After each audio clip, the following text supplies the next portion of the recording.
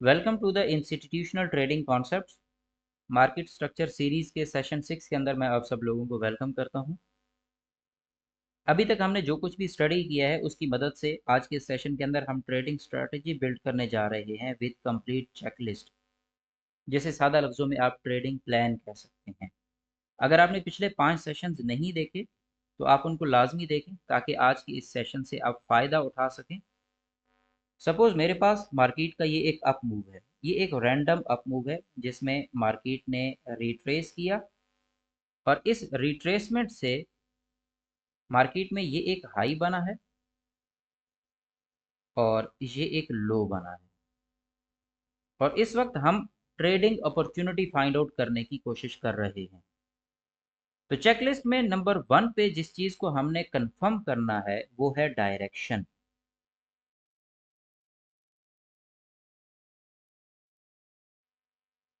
Direction जब तक हमें क्लियर नहीं है हम अपने टारगेट्स को आइडेंटिफाई नहीं कर सकते, क्योंकि हमने हमेशा लिक्विडिटी टारगेट करनी है। तो अगर हमें डायरेक्शन नहीं पता तो हम राइट साइड की लिक्विडिटी टारगेट नहीं कर पाएंगे। ये जो हमारे पास करंट सिनेरियो है इसके अंदर अगर हम अपनी डायरेक्शन को आइडेंटिफाई करें तो हम बाय साइड पे हैं। अब क्यों हम बाय साइड पे हैं ये मैंने अपने प्रीवियस सेशंस के अंदर बताया हुआ है। डायरेक्शन को जब आप आइडेंटिफाई कर लेते हैं तो आपने नेक्स्ट जिस चीज को फाइंड आउट करना है वो है लिक्विडिटी। तो नंबर 2 पे हमारे पास है लिक्विडिटी। अब लिक्विडिटी कितनी तरह की है? एक हमारे पास बाय साइड लिक्विडिटी है, एक हमारे पास सेल साइड लिक्विडिटी है और एक हमारे पास इंटरनल लिक्विडिटी है जिसको मैं यहाँ पे आई डॉट क्यू से रिप्रेजेंट कर रहा हूँ। ये जो इंटरनल लिक्विडिटी है, मार्केट जब बाय जाती है तो ये वेव्स की फॉर्म में जाती है। अब इन वेव्स में हर एक स्विंग पॉइंट पे आपको लिक्विडिटी मिलती है। लाइक यहाँ पे भी लिक्विडिटी पड़ी है, यहाँ पे भी पड़ी है, यहाँ पे भी पड़ी है और यहाँ पे भी पड़ी है।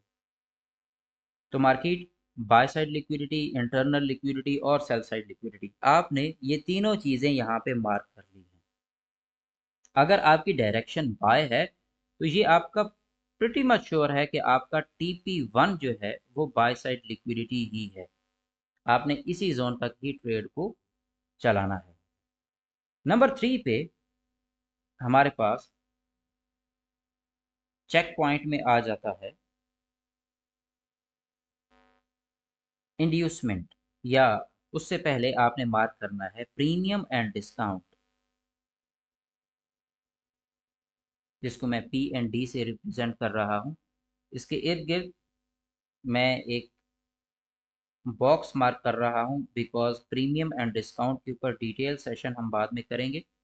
अभी तक के लिए फिल वक्त ये जो हमारे पास कंप्लीट एक वेव बनी खड़ी है इसका आपने 50% मार्क करना है। और ये जो 50% एरिया है इसका अपर एरिया बाय साइड के लिए ये आपका प्रीमियम कहलाएगा और इसका लोअर एरिया जो है ये डिस्काउंट कहलाएगा।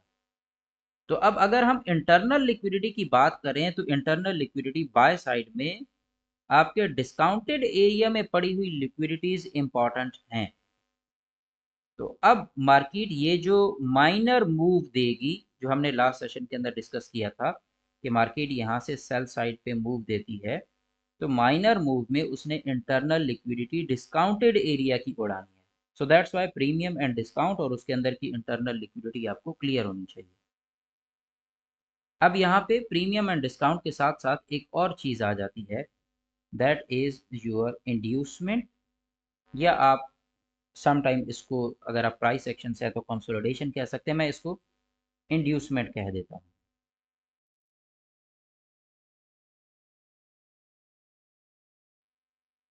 इंड्यूसमेंट, अब ये इंड्यूसमेंट क्या है? सबसे पहले आपने मार्केट में ये जो सेल साइड पे मूव आ रहा है इसको देखना है कि यहाँ पे क्या ये कंसोलिडेशन करता हुआ आ रहा है, लाइक जिस तरह से मैंने ड्रॉ किया है इसी तरह से आ रहा है, या फिर ये एक डायरेक्ट अप्रोच के साथ आ रहा है। तो मार्केट ये डायरेक्ट सेल आ रही है। अगर तो मार्केट यहाँ पे डायरेक्ट सेल आ रही है तो इसका मतलब ये है कि यहाँ पे मार्केट कंसोलिडेट करेगी, बायर्स और सेलर्स दोनों को इंड्यूस करेगी और दोनों साइड पे क्लियरेंस करने के बाद फिर आपके टेक प्रॉफिट की तरफ मूव कर जाएगी। और अगर मार्केट ऑलरेडी कंसोलिडेट करती हुई आ रही है तो कोई एक आध इंटरनल लिक्विडिटी उड़ा के यहाँ से टेक प्रॉफिट की तरफ निकल जाएगी। तो आपने इंटरनल लिक्विडिटी को मार्केट कैसे अप्रोच कर रही है इस पैटर्न को देखते हुए प्रीमियम और डिस्काउंट जोन को यूज करना है।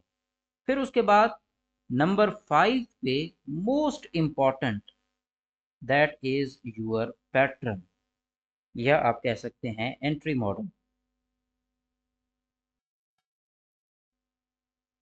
अब ये एंट्री मॉडल कौन कौन से होते हैं? नॉर्मली कुछ लोग यहाँ पे हेड एंड शोल्डर पैटर्न को देख रहे होते हैं, कुछ लोग यहाँ पे हायर हाई को देख रहे होते हैं, कुछ लोग यहाँ पे कंसोलिडेशन को देख रहे होते हैं और उस कंसोलिडेशन में लिक्विडिटी क्लियर होने के बाद फिर फर्दर मार्केट में ट्रेडिंग अपॉर्चुनिटी फाइंड आउट करते हैं। तो आप चाहे पैटर्न 1 को फॉलो करें, पैटर्न 2 को फॉलो करें या पैटर्न 3 को फॉलो करें, आपका एंट्री मॉडल आपके लिए वर्किंग तब होगा जब आप इन तमाम तर चीज़ों से पास आउट होके मार्केट में ट्रेडिंग अपॉर्चुनिटी को फाइंड आउट करेंगे।